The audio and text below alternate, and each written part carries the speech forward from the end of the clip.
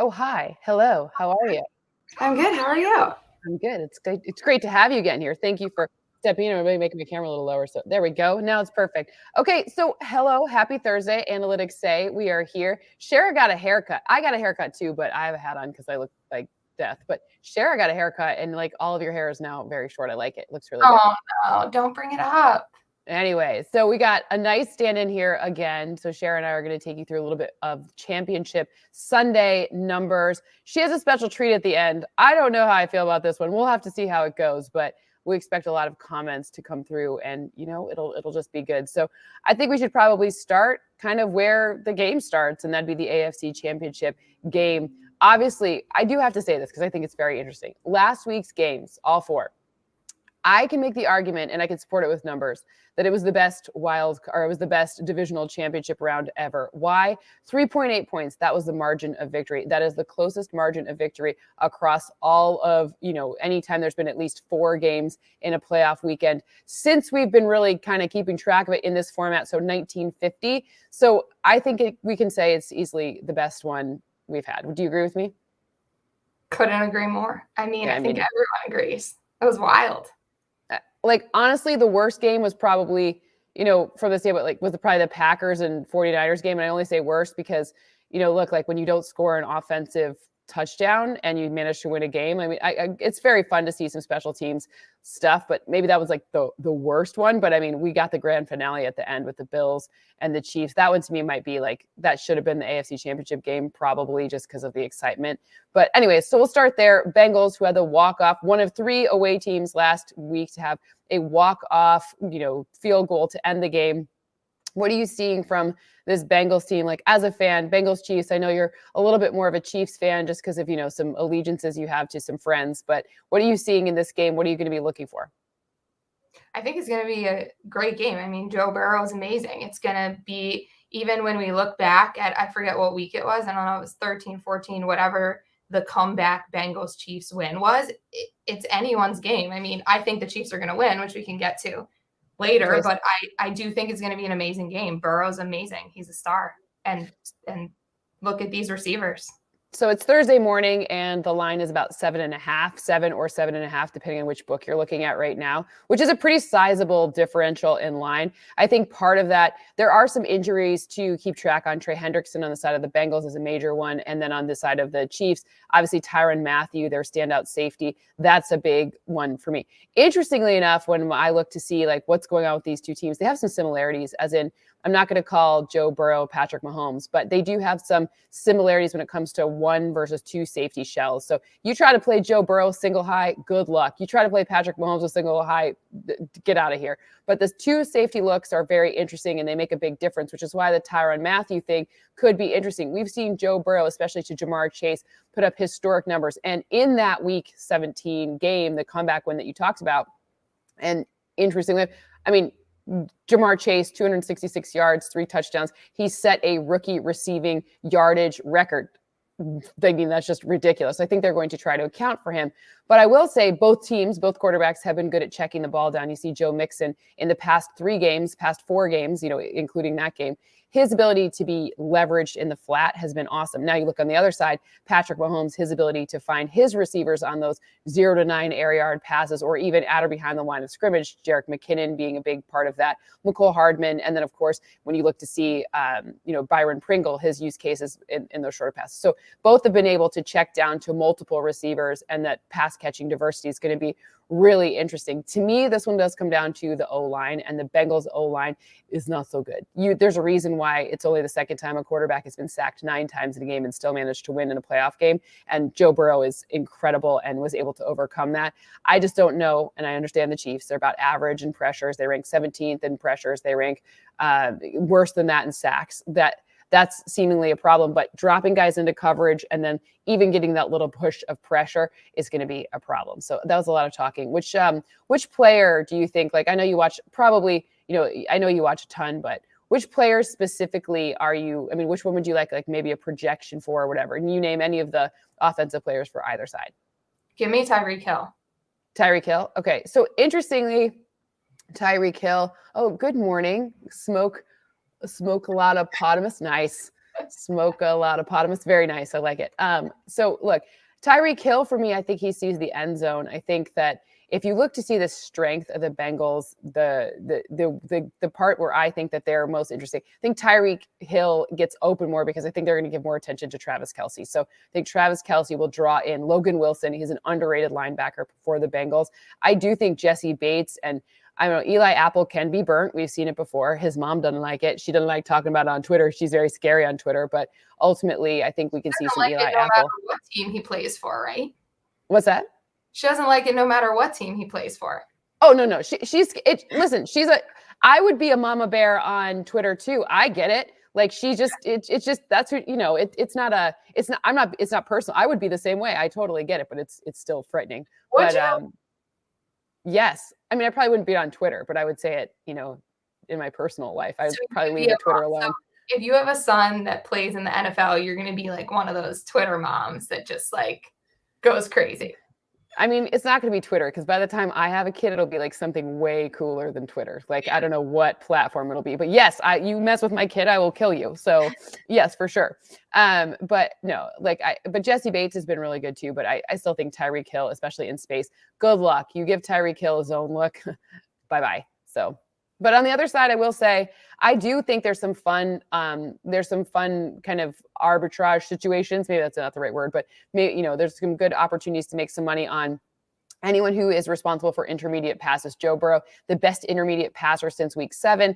This is interesting. That means perhaps there's a lot of value to be had in Tyler Boyd statistics. So Tyler Boyd has been their third option. A lot of times you've seen CJ Uzomah be used. That's their tight end. But I think that there's going to have to come up with another layer, some extra fold. It's not going to just be Jamar Chase, just crushing for all of the touchdowns anymore. They're not going to let that happen. Rashad Fenton will have something to say about that as well. So when I look at this one, maybe a Tyler Boyd or a T Higgins, you could get some touchdown upside there. And I also think maybe one of my favorite things this entire weekend is Joe Mixon to score in the first half, because you get great value on that. I think at any time Joe Mixon score, there's not a ton of value there, but in a first half specifically, I like that because of his use in the flat. What do you think of that 7.5 point line? What's your score? I think it's too much. I mean, look, the final injury report, I'd stay away from this one till the final injury report, especially with that hook. Ugh, woof. But yeah. I think that, your ability to push, and I think it's going to be 3 or 4 points. I think that the Bengals, now if Tyrann Mathieu is fully healthy and we see just got to see what's happening with the final injury report. But I think that's a hefty line. I think the under is probably a better, what I've been seeing is a little bit too high, something like 54, 55. I think it's going to be fewer points than that overall. Not to say I'm not rooting for no fun. I just think that it's gotten a little bit based on their past 2 matchups and the last time it being, 65 point total. I think people have been aggressively looking at that over. Well, I always do what you say, so go with Cynthia's numbers. Well, there are numbers on the other side, right? If you look to see, the chances for Patrick Mahomes to win by at least 8 points, if they're, like I said, if they're full force, it's not like a slam dunk here. I just think it's a closer, at least right now with the current status of the injury report, it is a closer matchup than 7.5 points. So you could get some value now, but again, if everyone's back to fully healthy, then if you get your Rashad Fenton back and your Tyrann Mathieu, I could easily see this one kind of following a trend. If you look at overall betting trends, the team that's favored in the situation covers on an overwhelming majority of situations. However, you have to look at what that number was, and the number usually isn't as dramatic as this one, right? That number is usually closer 4 or 5 points, not 7.5 points, that's a tall task to ask for. So anyways, okay, let's do the second game then, obviously out here in Los Angeles, the 3 match, the third matchup. It's not even a rubber match because San Francisco took it the past 2 times. In fact, past 5 times that Kyle Shanahan and Sean McVay have matched up bestie versus bestie. We've seen Sean McVay not prove to be the one that could come out on top. Now, I will say injury report on this one also very dramatic. Deebo Samuel did not look good coming off that game. So while I'm interested to see, Deebo to me is the linchpin that would make a difference. This one is so razor thin in my margins that if I gotta see exactly what's going on. George Kittle seems like he's good. He's good to go. On the Rams side, Andrew Whitworth, the left tackle, he is Again, it is Thursday, so the injury report is not in any way final, but the latest injury report says that Andrew Whitworth should be good to go, although his replacement did do well last week. It's not the same type of thing against this 4-man rush this week, but I don't know. What do you think first? And then I'll tell you what I got on this one. Well, I think the 49ers are going to win. Mm-hmm. That's and why?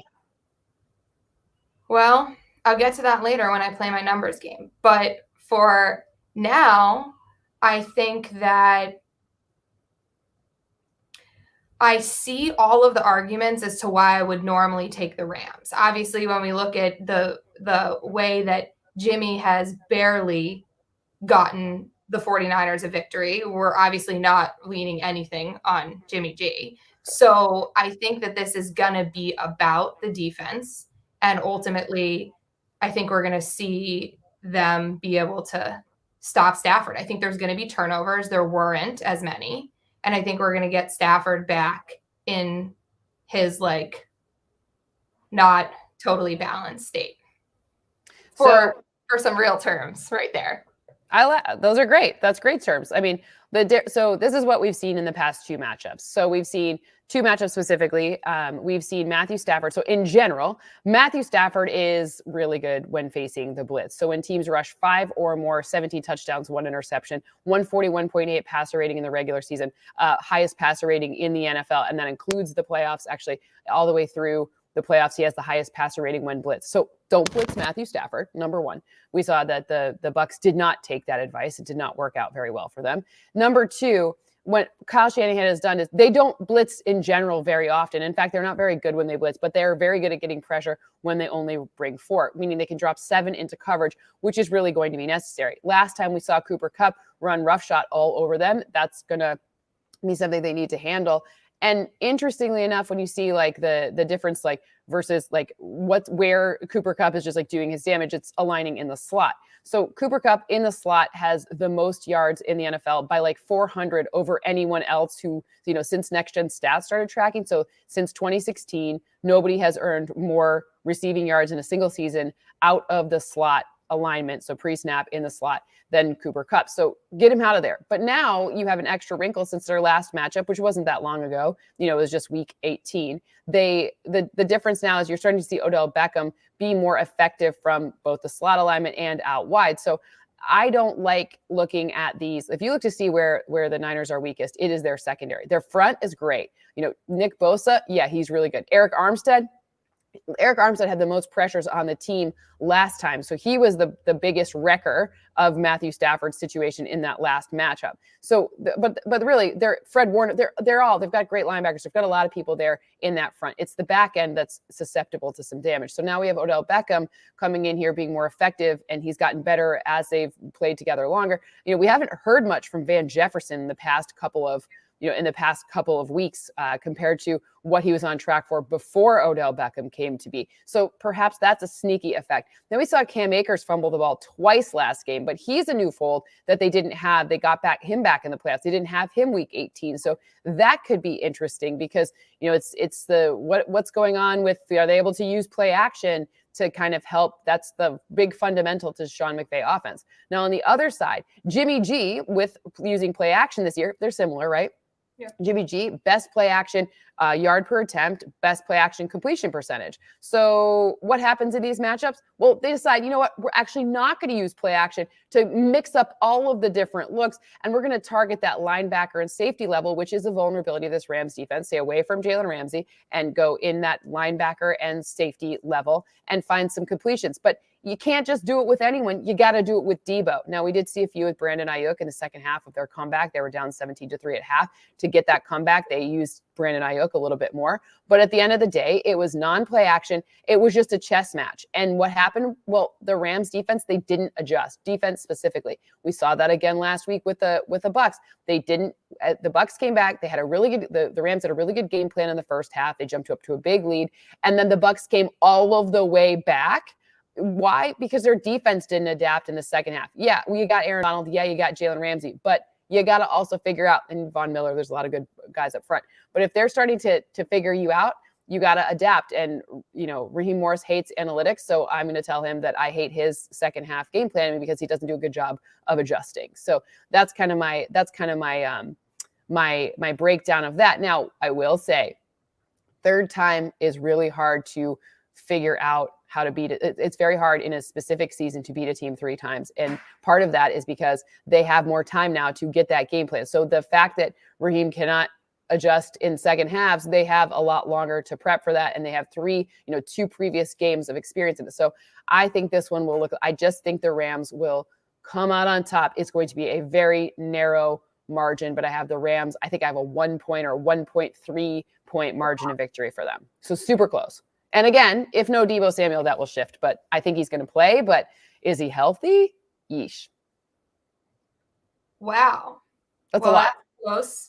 That's close. And I saw a comment about that Stafford is due, and Stafford is definitely due. And if I were going with my heart, I would want Stafford to win, because what a great story. And I think he's amazing. And I think he wasn't given the credit that he deserves. And even that final drive of the last game was amazing, because in so many ways you could have thought that they wouldn't have gone down and they would have just gone into overtime. But being able to drive in that manner, now obviously they left Cup the way they did because of the rush, but good for him. I'm a huge Stafford fan. I mean, okay, that last drive, 0 blitz with Cooper Kupp unattended is a really bad strategy. I mean, it just is, like, for any team. Like, and I love Todd Bowles more than most. It just was an interesting decision, and it was probably one he'd like to have back. It would be my guess, but is what it is. But the point is that the Rams, it wasn't really the Rams offense. It's the Rams defense that didn't adjust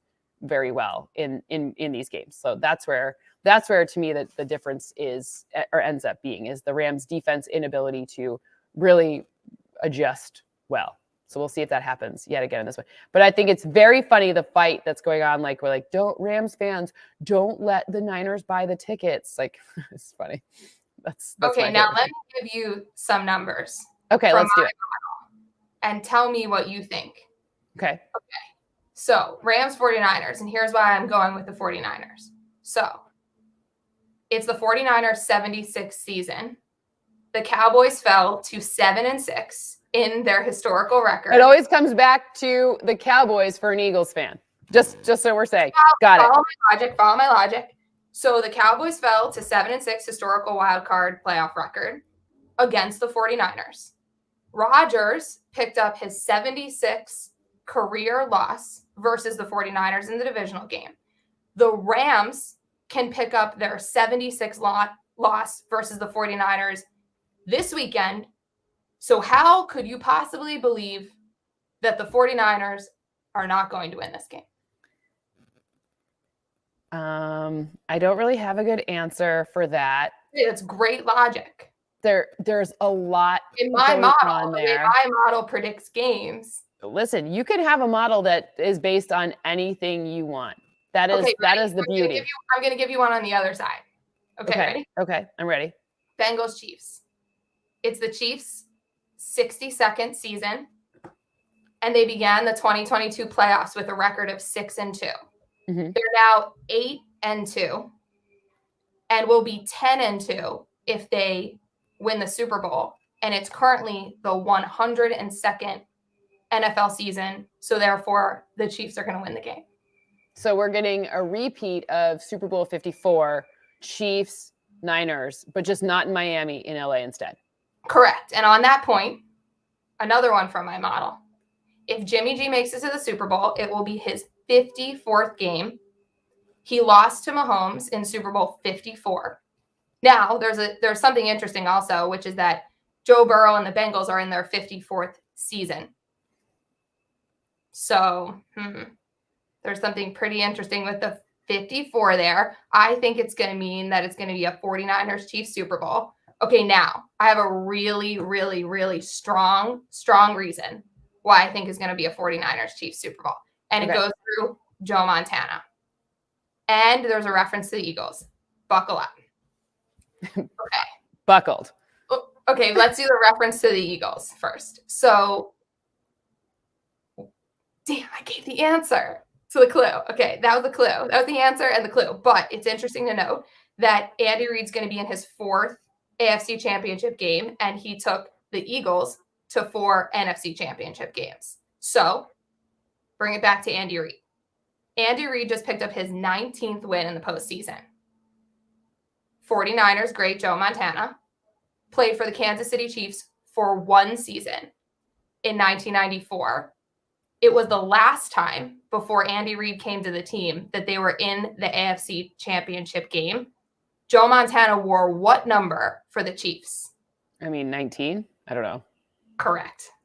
19, which proves that it will be a 49ers and Chiefs Super Bowl. Wait, I got the last question for you. The Chiefs scored 42 points in the wild card round, 42 points in the divisional. They will score how many points this weekend? 42. See? What if it's 24 though? All out. How could you argue any of this? You can't. It's like arguing with a 5-year-old. There's really no you just can't. I just had to present my model to you. There's a lot of ways to look at the numbers, girl. I do appreciate the logic. I appreciate you can base your picks on anything you want. It's great, numerology. Exactly, Clay. It's great numerology. It's why not? It works out. It's great. So I just figured for this big championship weekend, if we're going to do a bestie show, our besties should go up against my model versus your model, and then we'll see how it plays out. And as you know, Does this make me Sean McVay? What'd you say? Does this make me Sean McVay and you're Kyle Shanahan then? Because is that the parallel we're going for here? Because I think it is. Do I have to give a motivational speech then? Because that's Sean McVay's thing. Okay, guys, we're gonna get in and we're gonna win and this is gonna be great. And I can name everyone on the Bears defense. And I think you might have to give a motivational speech to the Rams because at this point we're in agreement on the Chiefs. Obviously, because of my numerology and your model. Our models are friends. Let's be real. It's all good. Our models are friends, but we will have to see how they play out this weekend. Even though I was with you, I wanted it to be a Packers Chiefs Super Bowl, but Aaron Rodgers decided to just. Okay, what does your numerology have on Nathaniel Hackett being hired by the Broncos? Does that put Aaron Rodgers in Denver, Colorado next year? I mean, he's got the hair for it. I think he stays with the Packers. I just don't see how. I mean, they would be so stupid to let him go. I mean, but I get the cap space, and I just don't see him going to Denver. But with this, maybe. Did you see Peyton Manning going to Denver? Because I mean, I don't know. It's an interesting one. One. I would hope Devontae could come to the Eagles. That's a far stretch and will never happen, but I'll keep doing prayer circles around it. Who knows? Magic can always win. Perfect. And then, of course, we have one more piece of news, which is Matt Eberflus, who is the defensive coordinator for the Colts, now the head coach of the Chicago Bears. So that's a good one. He's a really good dude. So I'm very excited for him. And by the way, his GM went to BC. Ryan Poles, no big deal. Just, BC people getting hired left and right. And I guess he's a Chiefs person too, so maybe that adds into the model somewhere. What about our joint favorite person, Doug Peterson? I mean, look, I love Doug Peterson. It's not over yet. You never know. You never know where he'll end up. Doesn't happen this year. Okay, right. Okay, we have a couple minutes. Should we do our big question segment of Shara gets to ask Cynthia anything? That's perfect. Do it. Okay. What's your take on aliens? Oh my gosh. First of all, I'm going to out you here. You're not getting abducted anytime soon. It'll be if you're going to get abducted, just wait a while. We got stuff to do here. But we at least need to get through the Knights of Degen season, the fan control football season, because you can't not see that. For everyone listening, I'm rooting to be abducted by aliens just because I think it would be so awesome and so fun. Yeah. And what an opportunity. I'm always looking for the best opportunities. How could I turn that one down? Got it. I think they're real. I don't know what the in general, I think there are people with they've got way advanced technology, way more advanced technology than we do, and eventually we'll learn what the reality is. But I think that if there's nothing, if nothing else, you learned during COVID how much fear controls people in our current understanding of life. And I think eventually will not be scared of there's got to be other things out there. Like, there's a lot that we don't know. And I think the more we can be open-minded to like being like, I don't know I know like this much about this much, and that's it. I mean, talking about alien advanced technology, when I look at your brain, I start to get suspect. Are we sitting in the presence of an alien? I've never. I can assure you I'm very human. You can ask my therapist. I'm the most human around. Like all of my therapists. They can assure you. Wait a second. What? I don't know about that. I just thought of it this second because I'm a huge proponent of aliens, and I realized they might actually be in the presence of one. Nope. Very human. No. Like if I were an alien, I would have like somehow figured out a way to like pay for this therapy. So we're good. But okay, you got anything else out there? I mean, we obviously. Got any for me? What's that? You got any for me?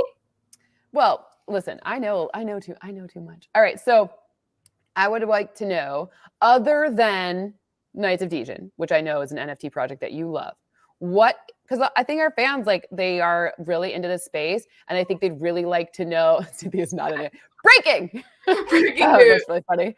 But I think our fans would really like to know, like, are there other NFT projects that you just think are top notch? Like, what's out there that people should be getting behind and understanding and really like looking into as like, this is the future. This is where when the cool aliens come, this is where they're going. Which one's that?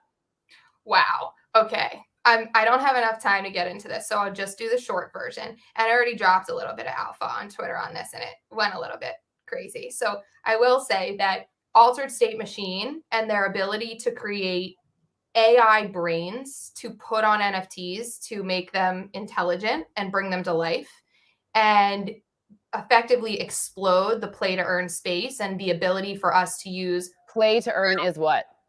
Play to earn is playing a game that utilizes NFTs and crypto so that you can actually earn money while you're playing, instead of just putting your head into Fortnite and all these games where you give them more money, buy skins, buy weapons, buy all this. And they give you nothing in return. Exactly. They're users. It's time that we reset the value exchange, just like our friendship. We have a great value exchange. Exactly. There needs to be a great value exchange in gaming. And here it comes with play to earn. Now, back to the brains, and I'll leave you with one final thing. We need to be able to utilize real-time analytics in a manner with which we can elevate fantasy football. I'm all about fantasy football. Obviously, we play in a million leagues. We religiously look at our phones during every game, Sundays, whatever. Yet what we're doing is we're staring at an app and we're praying that the numbers line up and so that the outcome on one side is better than the other. We have to be able to do better, especially with the advanced technology from the aliens or from the humans in your brain. We have to be able to create the next version of fantasy football. And Cynthia and I are going to do that with Altered State Machine. You heard it here first. Yeah, Altered State Machine is really rad. And the brains, by the way, this is a very surface comment. They're beautiful. Like, I mean, it doesn't, there's a lot that they can do, but they're also like really freaking cool. They look awesome too. So yeah, ASM is a very cool one. Okay. Well, I think we did our job here. Let's see. I feel like we need to leave like one little snack here, like a little cherry on top. Let's go with pick two players from the Chiefs, pick one player from each game, anyone you want. And then we'll see. I'll tell you what the values. Try not to go like too, I already told you like my Travis Kelce number is only 60. So I don't know what you're going to do with that. So I think it's 6 receptions, 60 and a touchdown. Let's see. Go with anyone else. Joe Burrow passing yards. Pardon? Joe Burrow passing yards. Okay. I think Joe Burrow has more passing yards than Patrick Mahomes, which is the more valuable, interesting thing that I've seen around there. I think it falls somewhere between 285 and 295. Great. Which is lower than you might think, but I think it's more than Patrick's. I think and what about Chiefs will run. Let's do rushing yards for the Chiefs. rushing yards total for the Chiefs. Yeah.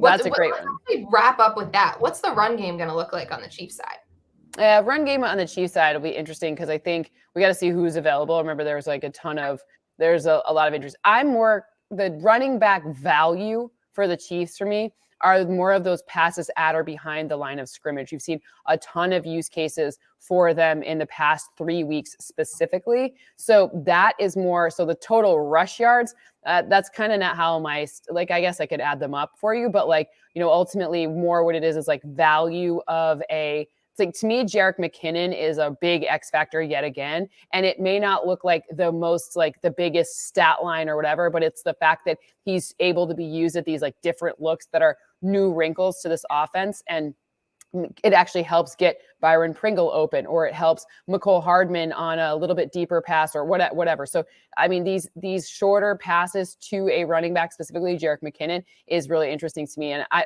don't know who. I think it won't be dissimilar. The rushing numbers for me between the two, at least from a quick add up here, don't look too dissimilar. So Mixon will have the majority of the ones for the Bengals, but it will be interesting to me. And I have a really good number here for Debo. I have 69 receiving yards, which is more than a lot of other people have for him. And 51 rush. I have a big number for Debo. Nice. If he plays. If he plays, yeah. I think he plays. Yeah. I mean, I think he plays. So. Well, great. This is great. And we laid it out. We now know what we're going to root for, and we'll see who wins. And if you don't see Shara again, it's because she's abducted by aliens. Just saying. No, I have to wait to see how this plays out to see if my numerology beats. Well, you have to wait till the end of the first season. So, okay. At least, or second season rather, of Fan Control Football, but the Knights of Degens first season, because we're gonna win. You don't want to miss winning a championship. So absolutely not. I'm sticking with you, girl. We're here. We're doing this life. Let's roll. Well, thanks so much for hanging, and we appreciate all of you guys. Have a great championship Sunday. We will check you out back here. I'll be coming from Las Vegas next week because I'm going to be at the East West Shrine Bowl, which is interesting for draft prospects. So we'll have some interesting stuff to talk about around that for sure. Bye, guys. Have a great week.